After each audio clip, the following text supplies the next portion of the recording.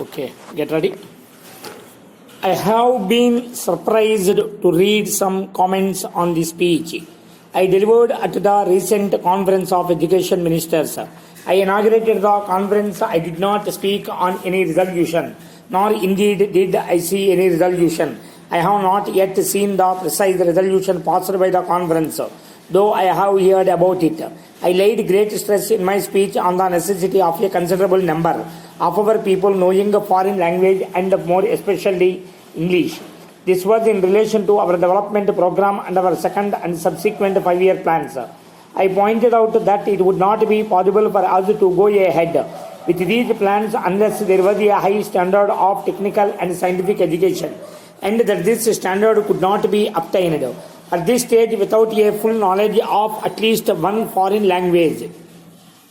As a matter of fact, scientists in any country today have to acquire knowledge of several languages in order to keep abreast of scientific literature. I did not say a word against Hindi. Indeed, I said something in favor of it. I took it for granted that Hindi was going to function more and more as a language in our education and administration, except in certain parts of India where the regional languages would be principally used. Nor did I say anything about the medium of instruction. About this, I have no doubt that it will have to be either Hindi or other regional languages. My positive stress was on a foreign language being learnt adequately in the circumstances in India. This foreign language would inevitably be English, though I hope that other languages such as French, German, etc. would also be learnt. English today is by far the most widespread and important world language, and probably 2/3 of the scientific and technical books in the world are published in English. I find that most people have no idea of what industrialization implies. We discuss the financial aspect of it and vaguely think of factories and the like growing up. But the most vital part of industrialization is the training of manpower. We want a vast number of scientists, technologists, and engineers of various kinds. We also want to create a background in which these people grow. This problem of trained manpower is our major problem, and that we have to solve. Our whole future progress depends on this process of industrialization and the use of higher techniques. It must be remembered that it takes long to train a first-class scientific or technician. To put up a steel plant takes some years. It takes twice that time to train a technician who can run that steel plant. It takes 5 times as much time to train a competent atomic scientist as it takes to put up an atomic reactor. We have thus today to organize training for the people required for the second and third 5-year plans. We can't delay this or else our planning and industrial progress will be automatically held up. It is obvious that this high-class training can't be given today and for some years to come without knowledge of a foreign language. It is possible and indeed desirable to give elementary scientific and technological training in Hindi or our other regional languages. We can translate some textbooks, as we have actually done. We can build up our technical terms in Hindi, as we are doing, but we can't produce the vast and complicated thought that lies behind this technical and industrial age by translating a few books or having a list of terms. Changes in technology today are so rapid that even books that are being printed get out of date very soon.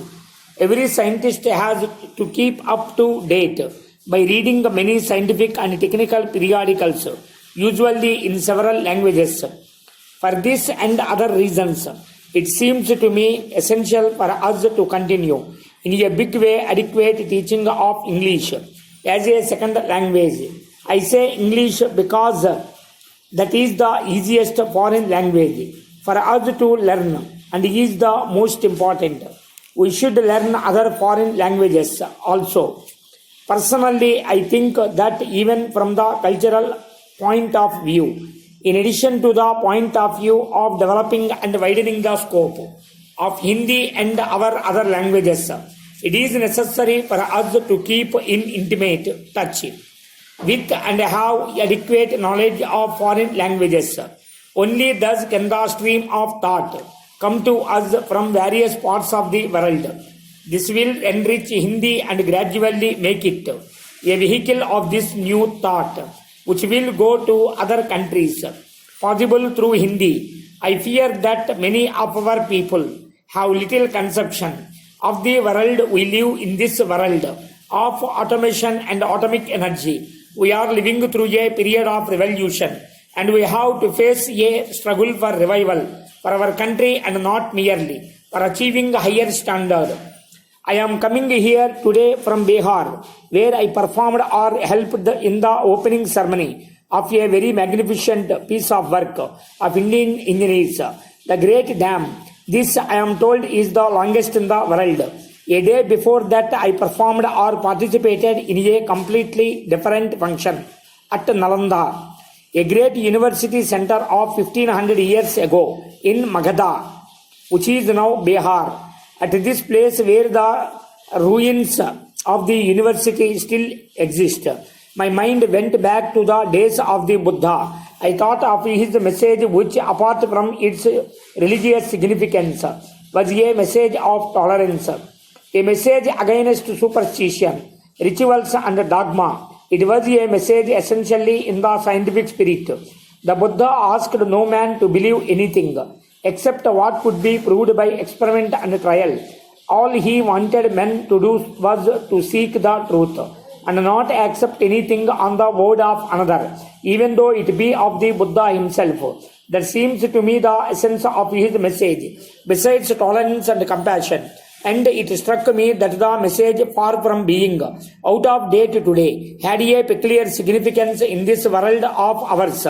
The spirit of dogma, I say with respect, has affected badly the religious quest and made both minds and practices conform to rigid and intolerant ideas which assert in effect that I am in possession of the truth, the whole truth, every bit of the truth, and nobody outside the pale has it.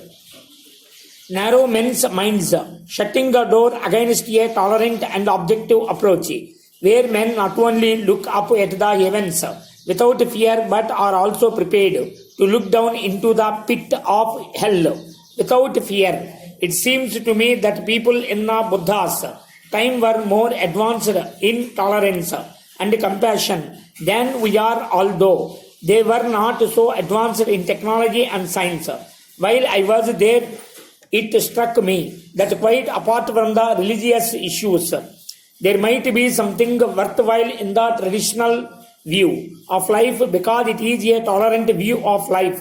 While it may be hold one opinion, it respects the opinion of the others and allows that there may be truth in the others' opinions too. It looks at the universe and the mysteries of the universe and tries to find them in a spirit of humility. That is their approach to their religion. The scientist is supposed to be an objective seeker after truth. Science has grown because in a larger measure the great scientists have sought truth in that way. But I suppose no man today, not even a scientist, can live in a world of his own, in some kind of ivory tower, cut off from what is happening. Therefore, science today has perhaps begun to cross the borders of moral and ethics. If it gets diverged completely from the realm of morality and ethics, then the power it possesses may be used for evil purposes. But above all, if it ties itself to the gospel of hatred and violence, then undoubtedly it will have taken a wrong direction, which will bring much peril to the world. I plead with the scientists here and elsewhere to remember that the scientific spirit is essentially one of tolerance, one of humility, one of realization that somebody else may also have a bit of the truth. Scientists should not that they don't have a monopoly of the truth, that nobody has a monopoly No country, no people, no book